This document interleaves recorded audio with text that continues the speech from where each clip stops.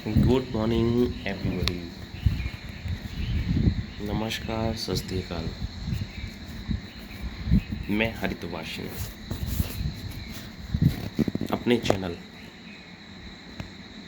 @हरित QC पर आप सब के लिए वेल्डिंग डिफेक्ट से रिलेटेड पार्ट 4 वीडियो बना रहा हूँ। जिसने भी पार्ट 1, पार्ट 2, पार्ट 3 ना देखा हो तो पार्ट 4 तो वैसे भी समझ में नहीं आएगा। इससे अच्छा ये रहेगा कि पहले पार्ट 1, पार्ट 2 और पार्ट 3 देखें, उसके बाद में पार्ट 4 देखें। जैसे कि पार्ट 3 में हमने कवर किया था ग्रुप बेल्ट, आज कवर करने जा रहे हैं फ्लिट बेल्ट। फ्लिट बेल्ट में हमको क्या क्या देखना है, actual thought of fillet weld.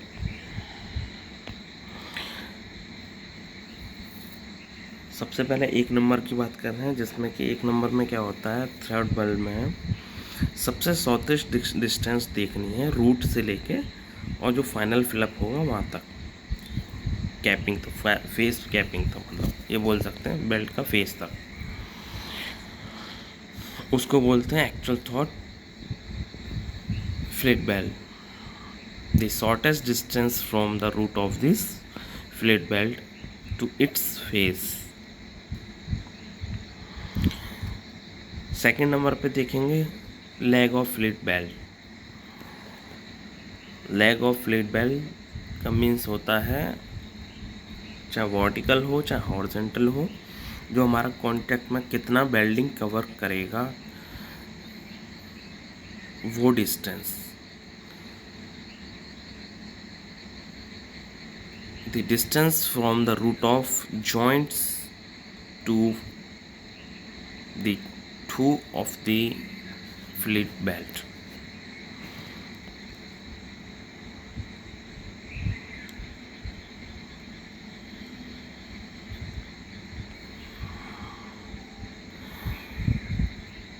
Root of weld, root of weld में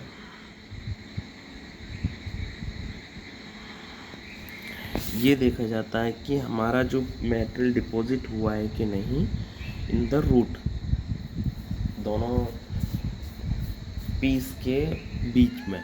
पीस का मीन्स होता है जैसे कि मान को फ्लिट बेल्ट प्लेट में भी हो सकता है, और सबको सॉकेट लगा तो वहाँ भी आ सकता है। मतलब जहाँ जहाँ फ्लिट बेल्ट रहेगा वहाँ पर रूट कवर हुआ है कि नहीं। फोर्थ पॉइंट आता है हमारा toe of weld. Toe of a weld, junction between the face of belt intersects the base base metal। दोनों बेस मेटल को बराबर इंटरसेक्ट करके पूरा बराबर हुआ है कि नहीं वेल्डिंग, वो वाला पोर्शन को टो ऑफ बेल्ट बोल सकते हैं। वो जंक्शन को मतलब जहाँ मिलाव होगा दोनों जॉइंट को, उस चीज़ को। फिर आता है हमारा face of belt. Face of weld में क्या होता है, the expose the surface of a belt on the side from which the welding was done.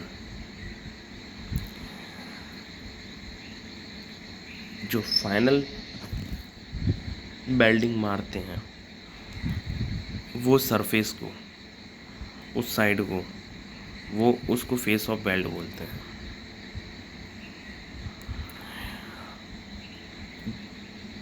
Depth of fuse, depth of fuse का मीन्स होता है कि जो हमारा पेरेंट मेटल है उसको कहाँ तक कवर करके रूट के साथ में फ्यूज़ किया गया है,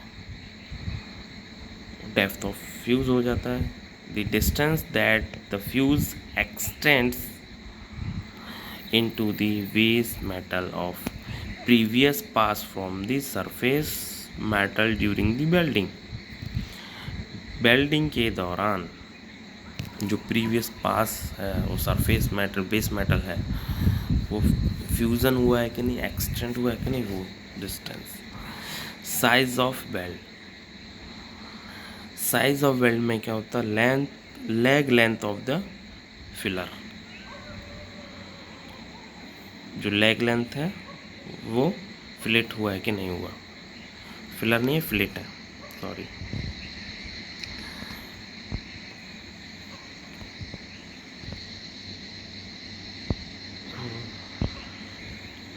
अब आता है डिफेक्ट से रिलेटेड। देखिए जो 2818 इमेज में दिखाया गया है वहाँ है burn through, burn through and it's related to radiography film image. ये जो ब्लैक वाली जो दिखाई दे रही है वो एक रेडियोग्राफी फिल्म है, उस पे वेल्डिंग का डिफेक्ट को शो कर रहा है। उस वेल्डिंग डिफेक्ट में जो डिफेक्ट का नाम है वो है वर्न थ्रो। वर्न थ्रो का एक पेरेंट मेटल के रिलेटिव में दिखाया गया कि वो अगर वर्न थ्रो होगा तो उसका इमेज रूट में किस तरीके से हो सकता है, क्या इमेज इफेक्ट बनेगा, क्या इम्पैक्ट बनेगा, वो शो किया गया है, जिस फिगर नंबर 9 बोलते हैं उसमें। फिगर नंबर 10 में देखते हैं बेल्ड root concavity related to radiography film image. इस बेल्ड इमेज में जो रेडियोग्राफी का जो इमेज है उसमें जो डिफेक्ट शो कर रहा है, ये फिगर नंबर 10 में, उसमें बताया है कि रूट कनकेविटी उसका पेरेंट मेटल के साथ में और डिपॉजिट मटेरियल का इमेज बना के दिखाया गया है कि हमारा डिफेक्ट अगर आएगा तो वो किस तरीके से कनकेविटी में रूट में शो करेगा। Figure number 11 under the film and it's the radiography film image. Film figure number 11 में जो फिलअप किया गया है, अंडर फिल मतलब बीच बीच में जो गड्ढा है, उस गड्ढे की जगह मतलब पहले डिपॉजिट किया गया मटेरियल को लेयर बाय लेयर, ऊपर जो फाइनल जो रहता है वो अनफिल रह गया, मतलब थोड़ा सा डेप्थ रह गया। वही इमेज को दिखाया गया है एज रेडियोग्राफी फिल्म इमेज में 11 में। और पेरेंट मेटल के साथ में और डिपॉजिट मटेरियल का जो डायग्राम बनाया गया वो शो किया गया है कि देखिए डिपॉजिट मटेरियल अनफिल है। अब आता है फिगर नंबर 12। फिगर नंबर 12 में आता है हाई लो मिस अलाइनमेंट, और इसी को बोलते हैं मिसमैच रेडियोग्राफी फिल्म इमेज में। इसमें दोनों पेरेंट मेटल मतलब दो पार्ट्स का जो रूट बनेगा वो अपसेट रहेगा, उसको हाई लो भी बोल सकते हैं, अपसेट भी बोल सकते हैं, मिस अलाइनमेंट भी बोल सकते हैं, मिसमैच भी बोल सकते हैं। As a different code at different words use होते हैं और डिफरेंट प्लेसेस पे डिफरेंट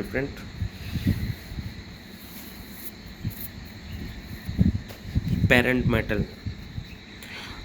मेटल में शो करके दिखाया गया कि कितना हमारा हाई लो हुआ है।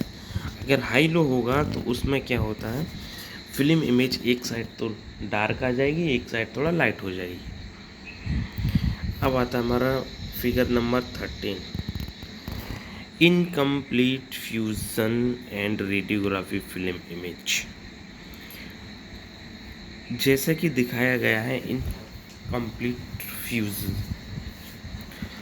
मतलब कि फ्यूज़ ही नहीं हुआ। क्या फ्यूज़ नहीं हुआ? That means parent metal and deposit metal आपस में कांटेक्ट में नहीं आए और फ्यूज़ प्रॉपर नहीं हो पाए।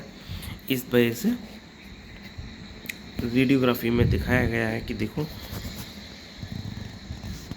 ये राउंडेड सर्किल में एक साइड से फ्यूज़ नहीं हुआ पेरेंट मेटल, और जहाँ फ्यूज़ हुआ है वहाँ प्रॉपर दिखाया गया, और जहाँ फ्यूज़ नहीं हुआ है वहाँ देखिए इस तरीके से शो किया गया। देखिए बहुत सी इंडस्ट्री में बहुत इंजीनियर बहुत एडवाइस देते हैं कि non purging filler wire use कर देते हैं, पर्जिंग नहीं देते हैं, वो नहीं देते हैं। देने से कुछ नहीं, सब कुछ होता है, विदाउट कि ये भी सब कुछ हो जाएगा। क्या होगा वो आपको यहाँ आगे सो पता चल जाएगा। पर्जिंग अगर नहीं देंगे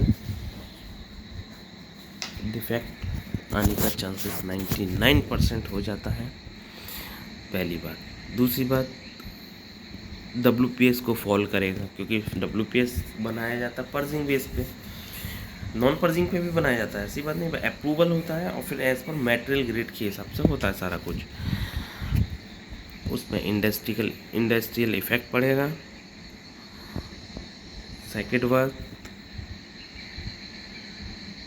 वेल्डिंग की क्वालिटी पुअर हो जाएगी, वेल्डिंग स्ट्रेंथ कम हो जाएगी, और एटसेट्रा एनी रीजंस हैं, वो आगे वीडियो में एक्सप्लेन करूँगा सारा 1 बाय 1। अब आता है इलेक्ट्रोड फिलर वायर। इलेक्ट्रोड ही समझने की कोशिश करते हैं। पहले देखिए, एक सिंपल एग्जांपल देके समझा रहा हूँ। मान के चलिए E7018-1 है, ये हमारा इलेक्ट्रोड है। तो इसमें E is indicate of electrode, उसके सेकंड डिजिट तक वो उसकी टेंसाइल शो करता है कि हमारा कितने टेंसाइल तक वो स्ट्रेंथ हो जाती है उसकी, कि हमारी इतनी टेंसाइल तक कुछ प्रॉब्लम नहीं आएगा उस वेल्डिंग के अंदर, KSI में। वो भी 70 का मतलब ये हो गया। फिर थर्ड जो नंबर शो करता है वो करता है हमारा पोजीशन, कि हम इस इलेक्ट्रोड को किस पोजीशन पे मार सकते हैं, किस पोजीशन पे नहीं मार सकते, वो बात है। और लास्ट 4th प्लेस का जो वर्ड रहेगा वो वहाँ पर डिपेंड शो करेगा type of coating and current, कि हमको टाइप ऑफ कोटिंग कैसा लेना है, कैसा नहीं लेना।